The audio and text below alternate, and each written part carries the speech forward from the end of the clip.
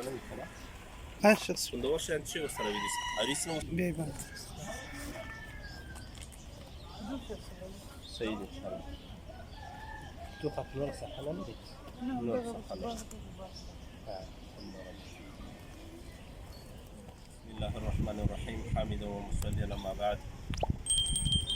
لله الحمد مدينة منورة ده أو زمن قدرمان مولوي سيف عبد الباقي أو مولوي سيف مستعين دوی مرسره دي د مدینې منورې د آب و هوا نه او د منظرو نه هغه معنوي فیوزات او برکاتو نه موږ مستفید کیږو. خدای عز وجل د ټولو مسلمانانو نصیب پکې وکړي. دا اوس چې کوم ځای کې موږ قرار لرو دغه باغ د خرماو باغ دی. دا د حضرت ماریا قبطیه رضی الله تعالی عنها په نوم باندې مشهور دی. دغه باغ تقریبا دا اووم باغ کیږي. د یهودو نه نبی کریم صلی الله علیه وسلم ته پاتې وو. شپږ باغونه نبی کریم صلی الله علیه وسلم صدقه کړل. دغه یو باغ د ځان دپاره او د ماریا قبطیې دپاره پرېښود. نو دا د همغه وخت نه د ماریا قبطیې رضی الله تعالی عنها په نوم باندې مشهور دی.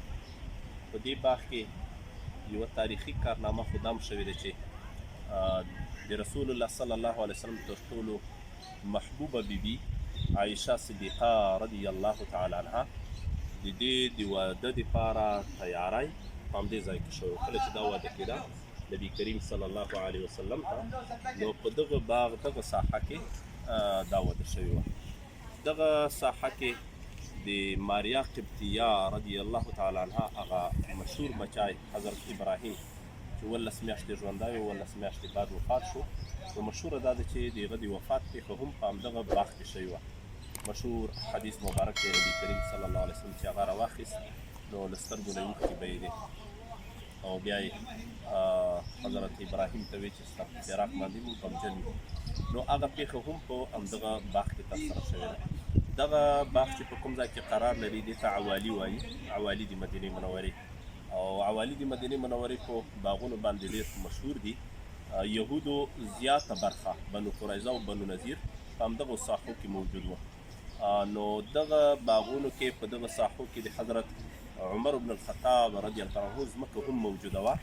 په حدیثو مبارکو کې د هغه ذکر هم راځي چې عوالیو د مدینې منورې ته به حضرت عمر فاروق رضی الله تعالی عنه راځي راته.